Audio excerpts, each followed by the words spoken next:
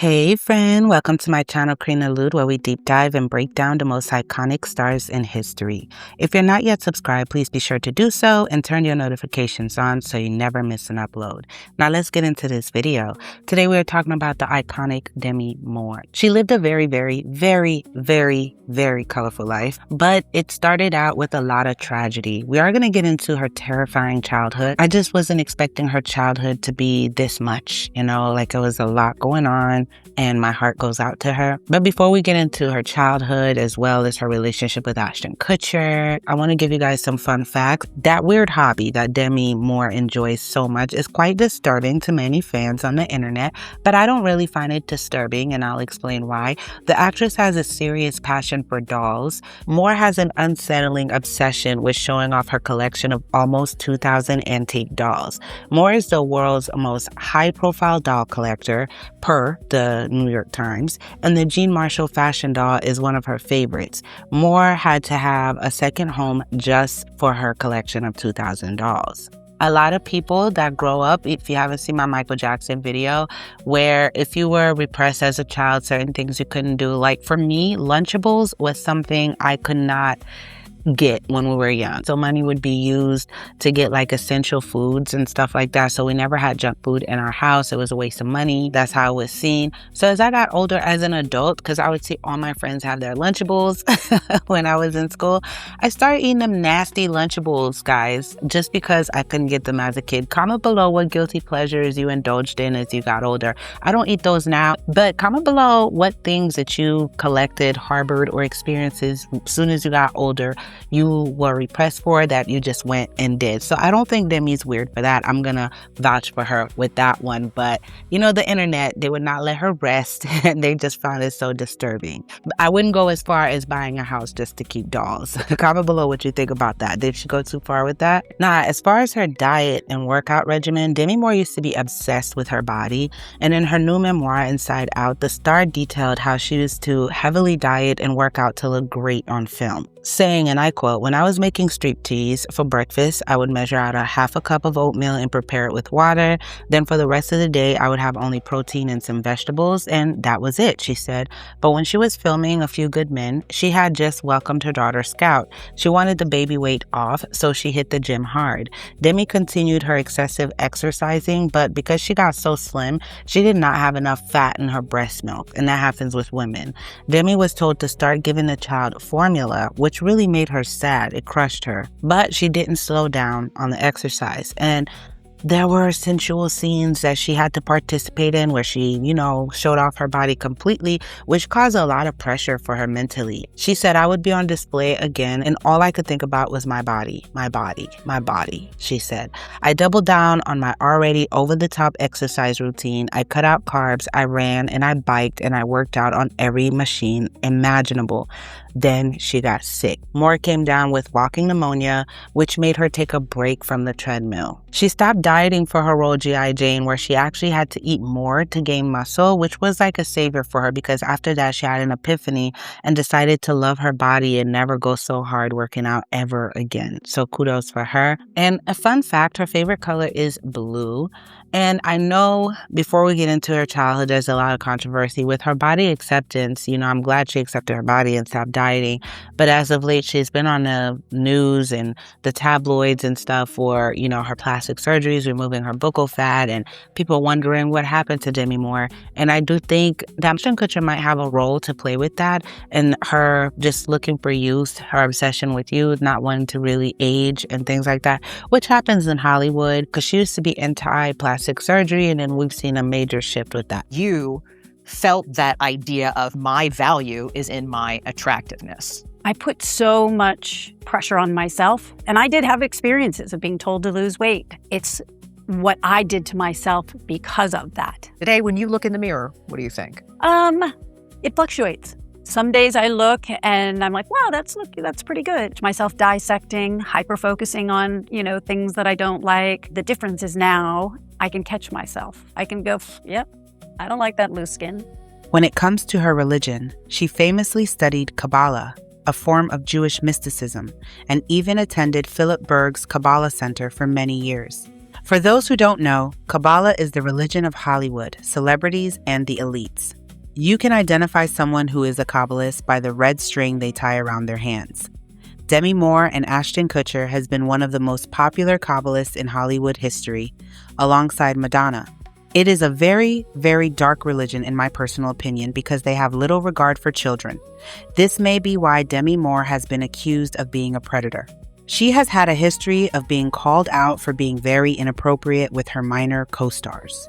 I will show you clips for all of these claims, and you can come to your own conclusion. But the Cabal is the religion of everyone that has been on the Epstein list. Demi Moore was also alleged to be on that list. Though there has not been evidence of these claims because of the many redacted names, but regardless if she is on that list or not, I have found that her beliefs and religious views are very alarming for many, along with her behavior with a minor co-star. Let me show you what I mean. Here we have Demi Moore. And of course, she was a rising star. Yeah. And she just had a Kabbalistic wedding. Yeah, she is a Kabbalist. And the Kabbalah is the moving power behind witchcraft, Satanism, Freemasonry. Every organization in the occult are based upon the teachings of the Kabbalah.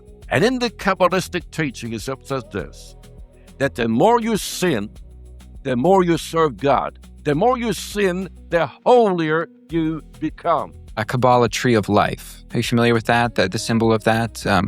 No. I wore a red rubber band from a newspaper on my wrist for most of my life, given to me by my father, just as because he worked at a newspaper. And I've been accused many times of being in the Kabbalah. I don't know how to pronounce it. I'm an Episcopalian, Therese. Sure. I don't know shit about Kabbalah. It's a big club, and you ain't in it. You and I are not in the big club.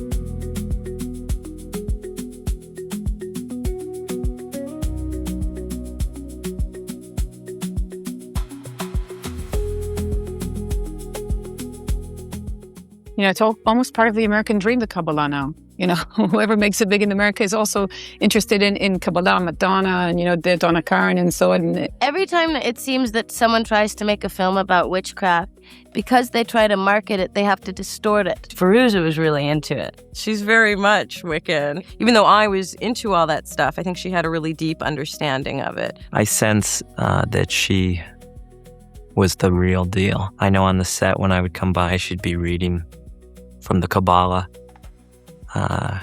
She was living it. As above.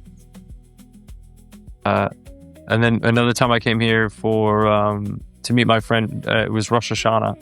And I'd never experienced a Rosh Hashanah in Israel. So Is it because of the Kabbalah, because of your connection to the Kabbalah? one of my best friends runs the Kabbalah Center. So I came to visit with him. What did you find in the Kabbalah?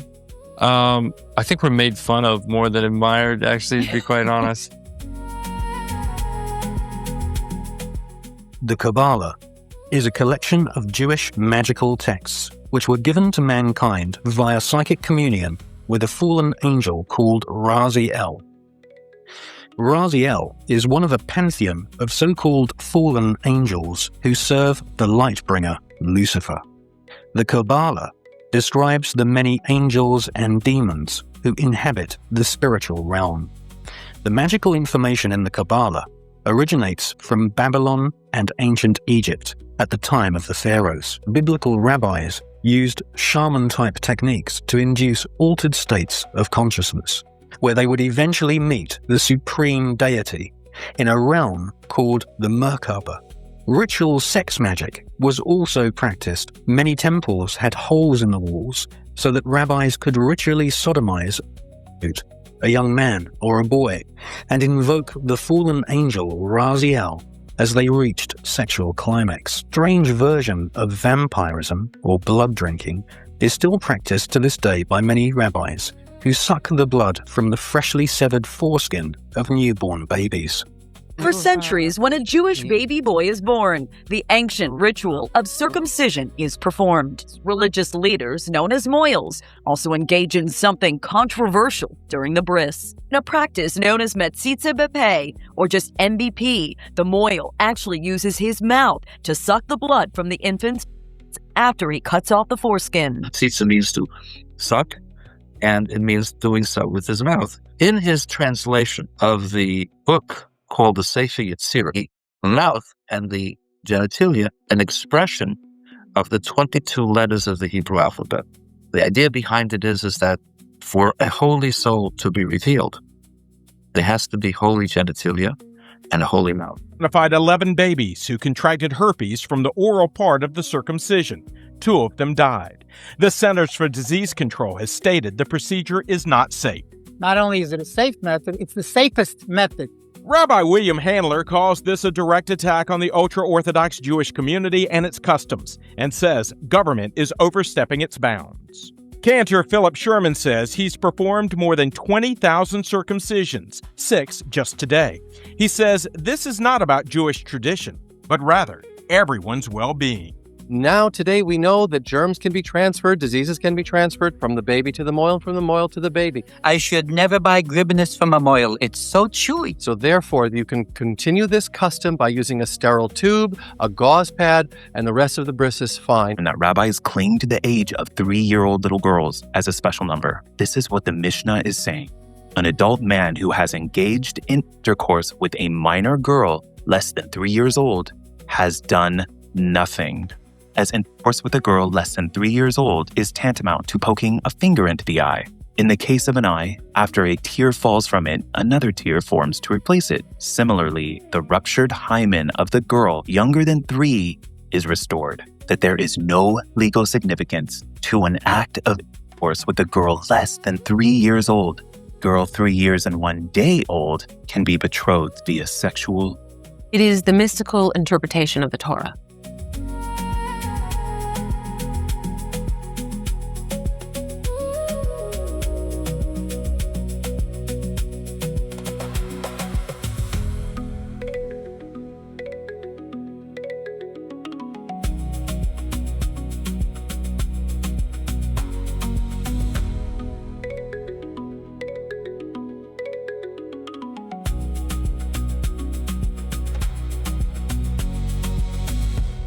The higher secrets of the Kabbalah included instructions on how to kill a person with just one look. This is called the evil eye.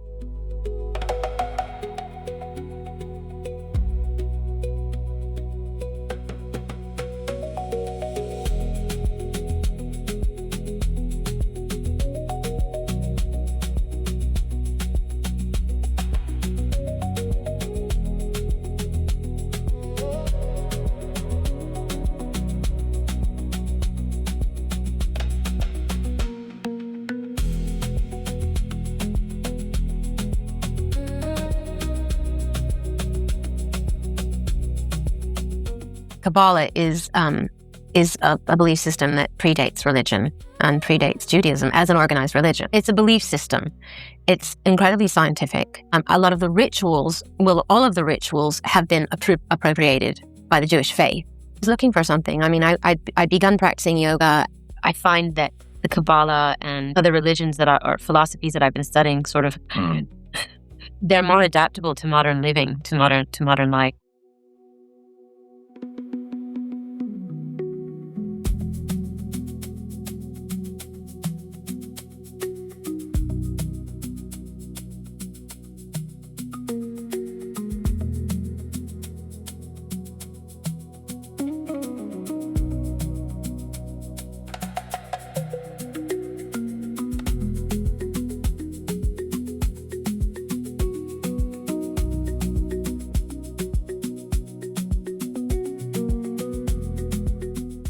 Lisa Rinna have been friends for how long? Probably 10 years. We met actually studying Kabbalah. Wow. We studied Kabbalah, and our kids Was were Madonna in that class? Yeah, she was. Well, yeah, we were in the same group, exactly. We'd had, Shabbat on Friday nights at the Kabbalah Center.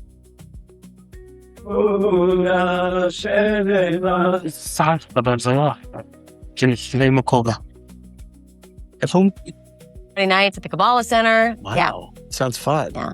Did you? We're all in. Did you? We're all in. You're all in. Did you? We're all in. You were all in.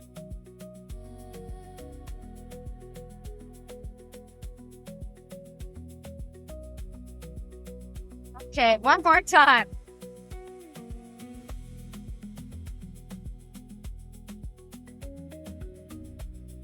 I love him dearly. He's one of my most favorite people. For about 3 weeks. And he's been terrific. Oh, she's the greatest. We're gonna get married, by the way. Don't let her husband fight. I can't wait. It really is truly terrific. And I big man. He is, and I really love him. Philip Tanzini, a child actor on the same show, was only 15 years old, still underage, and played Jeremy Logan. The two did not share a romantic storyline on the show. They were merely colleagues. The controversial video was filmed at Philip's 15th birthday party. The footage shows Demi repeatedly and willingly engaging in highly controversial interactions with Philip, not just on the cheek. Later, during a roundtable interview, even with a young child seated between them, Demi leaned forward and crossed physical boundaries again. Toward the end of that same year, Philip left the General Hospital cast for unknown reasons. After his departure, the two never had any further contact. After reaching adulthood, Philip completely stepped away from the spotlight, transitioning to voice acting. He has maintained a low profile ever since, rarely appearing in public. Although the age difference between them is only 4 years, which may not seem significant, there is a clear dividing line between adulthood and being underage. At 19, one is legally an adult, while at 15, one is still a teenager. An adult should take the initiative to maintain appropriate boundaries in a relationship. She demanded that this huge entourage accompany her on set. So every turn she had a masseuse, a hairdresser, a psychic, you name it, she had it. And I think the people had just had enough of Demi Moore taking off her clothes, being a sexual predator. She's never been shy. Demi's never been shy about the fact that she's a seeker of answers, a seeker of how do we live life.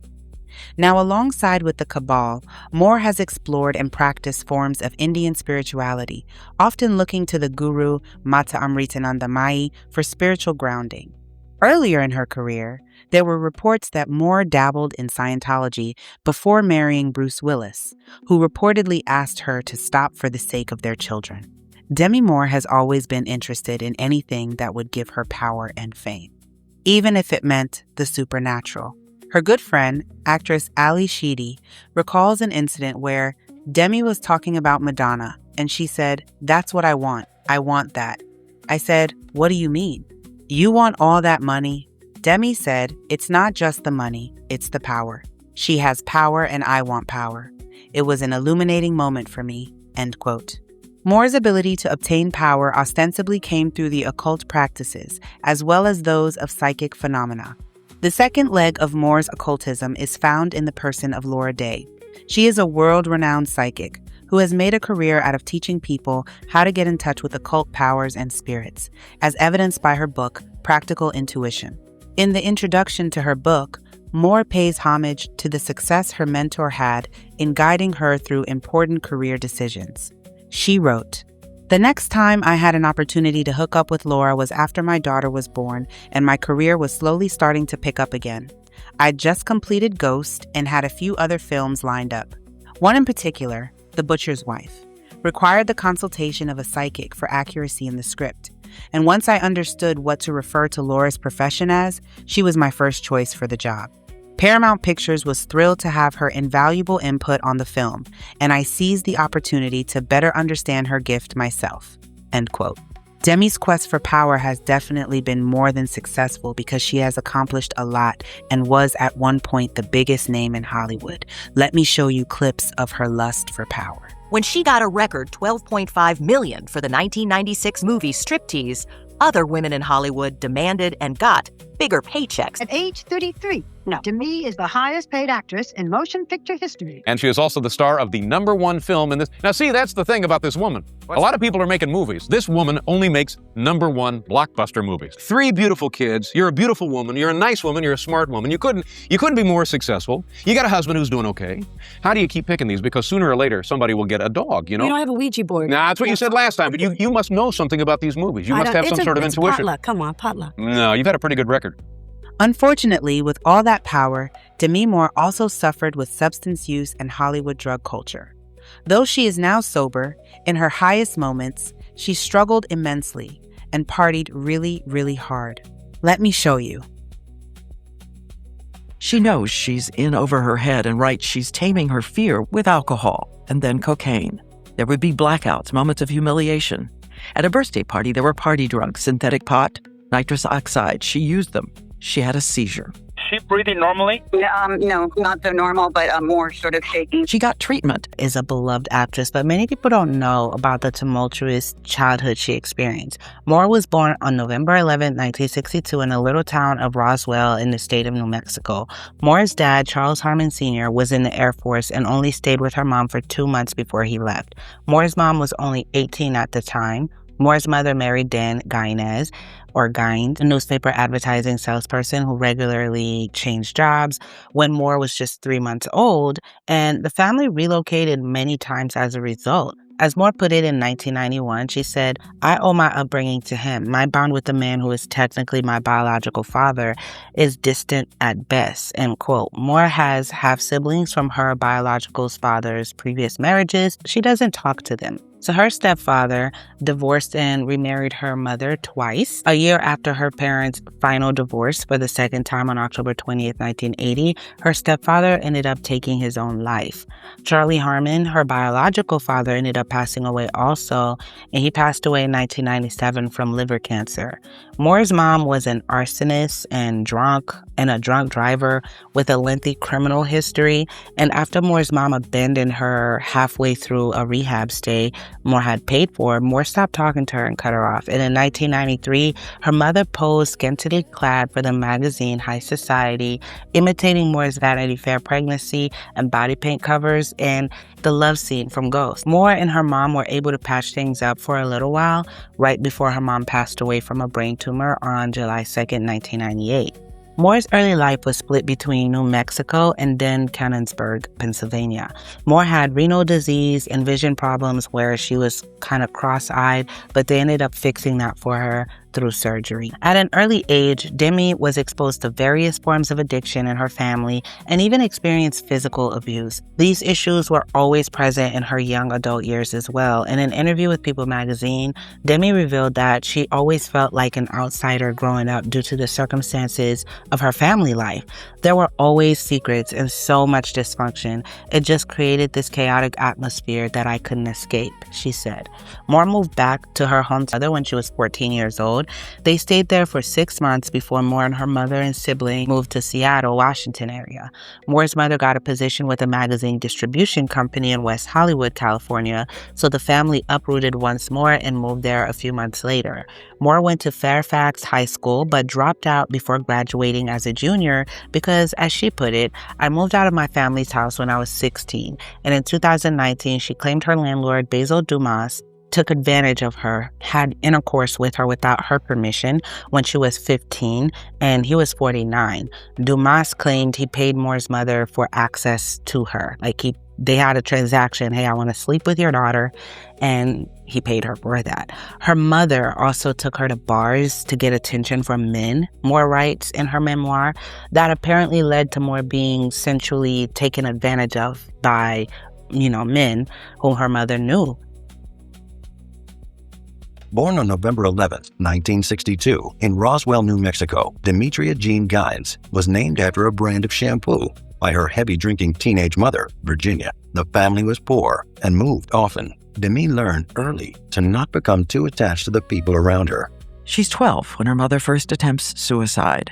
She writes, I remember using my finger to dig the pills my mother had tried to swallow out of her mouth. You can tell a lot about Demi as an adult by the way she describes her childhood.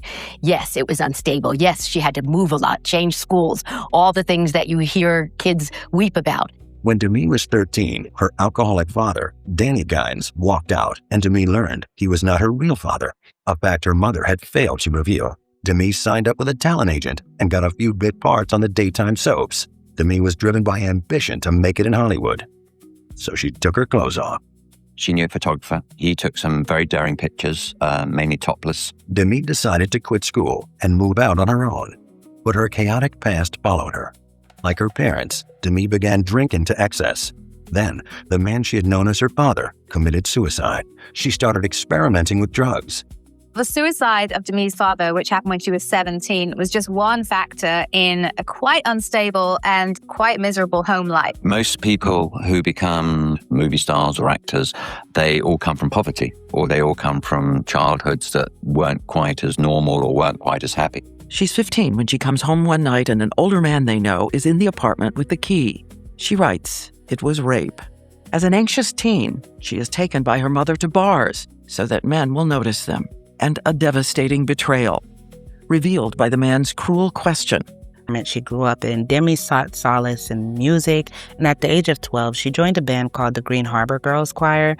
Demi also found refuge in academics. She was an avid reader who devoured books of all genres, from fiction to nonfiction. She often turned to literature as a source of comfort during her difficult childhood, and it later became one of her greatest sources of motivation and inspiration. And although Demi experienced adversity in various forms throughout her childhood years, it only made her more determined to make something out of herself, which she did. Through relentless dedication and hard work, Demi went on to become one of Hollywood's most renowned actresses, and today remains an inspiring example for those who have gone through hardships themselves during their formative years. As far as her career goes, she began her career as a teen model and quickly skyrocketed, becoming one of the most sought-after actresses of her time. Throughout her illustrious career, Demi has played a variety of roles ranging from comedic to dramatic and has graced countless magazine covers. But it hasn't all been smooth sailing for Demi. She's encountered some controversy during her long journey. Demi Moore began modeling when she was only 16 years old, and after being noticed by Ford Modeling Agency while shopping at the mall with her friend. She would soon appear on magazine covers and even landed a role in Paris in Claudel's television series Choices.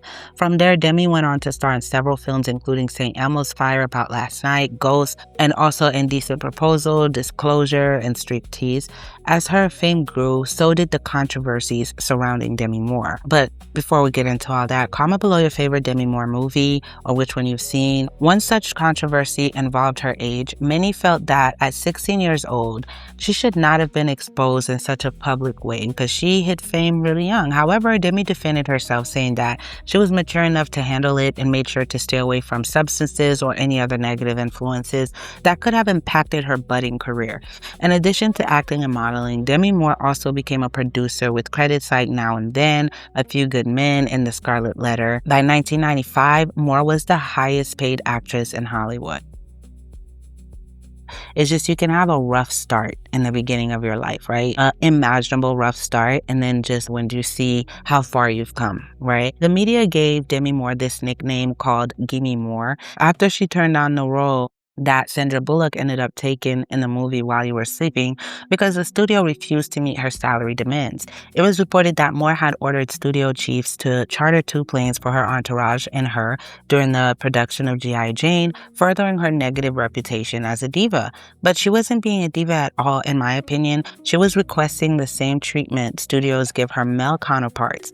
Moore has been recognized as a leader in the fight for equal pay for women in the film industry. To play the lead in Striptease, she was paid $12.5 million, which was more than any other female Hollywood actor or actresses had ever been paid. She became a pioneer for other actresses by being the first female lead to demand the same salary, benefits, and billing as her male counterparts, Lifetime wrote. Other actresses felt inspired and emboldened that she could demand the same salary and have enough clout to get it that they started doing the same. And we talk about how Carole Lombard did the same thing. I did a breakdown for Carole Lombard also. She did the same thing. And anytime you have women Doing that, they will label them difficult when they're fighting for equal pay for other women also. Her most recent, most actors can only dream of, though she has been nominated for 2 Golden Globes in the 1990s, she has never won the Academy Award for her work. And knowing that the Academy is biased and they choose who's their friend, just like the Grammys, I'm pretty sure that because she was labeled a diva, that's probably one of the reasons she didn't win any Academy Awards, which is very unfortunate because she does have that career deserving of that. As far as her charities, Moore has supported numerous charities, including All Day Foundation, American Foundation for AIDS Research, Artists for Peace and Justice, Coalition to Abolish Slavery, Declare Yourself, Free the Slaves, Healthy Child, Healthy World, Raising Malawi, The Art of Elysium, and UNICEF. She traveled to Haiti, woot woot, with the Artists for Peace and Justice following the earthquake of 2010. She has also supported Chrysalis, a nonprofit organization which offers employment opportunities to the homeless. Now, as far as her relationships go, Demi Moore is one of Hollywood's most iconic stars, and her dating history is just as fascinating as her career. From rock stars to actors and entrepreneurs, Demi has had a long list of famous hookups throughout the years. Moore married singer Freddie Moore in 1980 when she was just 19 years old. The two were together until 1985 when they finalized their divorce. Later, while filming Ghost in 1990, Moore met actor Bruce Willis, and the two began a relationship that lasted until 2000. During their marriage, they had 3 daughters, Rumor, Scout, and Tallulah. And in 2002, Demi began a relationship with Ashton Kutcher, who was 15 years younger than her. The pair got engaged in February 2005 and married the following year in September 2006. They had a lavish Kabbalah wedding ceremony at their Beverly Hills home surrounded by family and friends. The famous couple underwent numerous reproductive treatments in an effort to start a family, but Moore's substance use only became worse, making pregnancy extremely challenging for her. And unfortunately, after 8 years together, they divorced due to infidelity issues in 2011.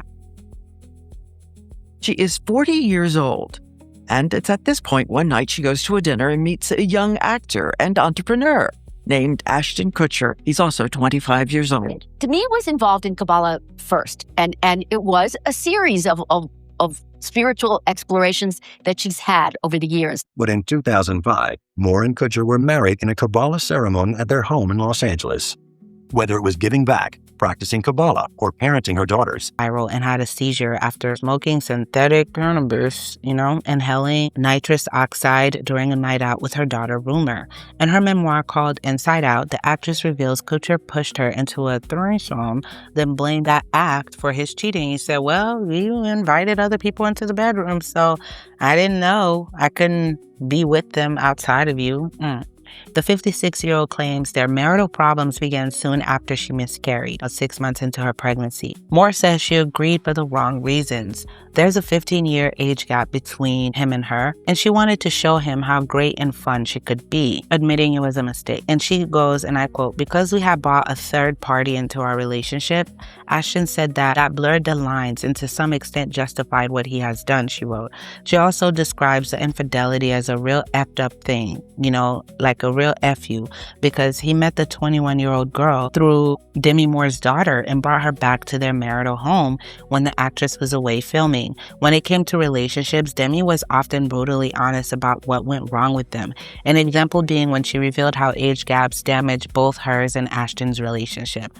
There's a certain responsibility, she said, that comes with an age gap. It started out very organic, but then there were expectations that came along with it. We weren't able to meet those expectations for each other. She also identified differences between Bruce Willis' parenting style compared to Ashton Kutcher's, saying Bruce brought more structure, whereas Ashton didn't feel like rules were necessary.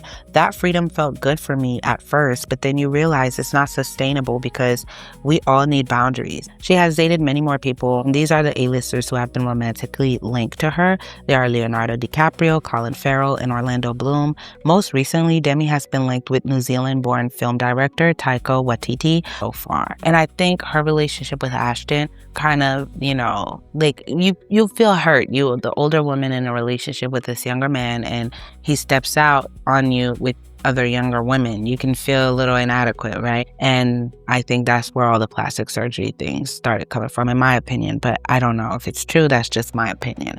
Feel really bad for her with that. But comment below, what are your thoughts? What did you learn that was shocking in this video? Make sure to comment also, who else would you guys like me to add to my list? I love you guys so much. Thank you for tuning in. Until next time.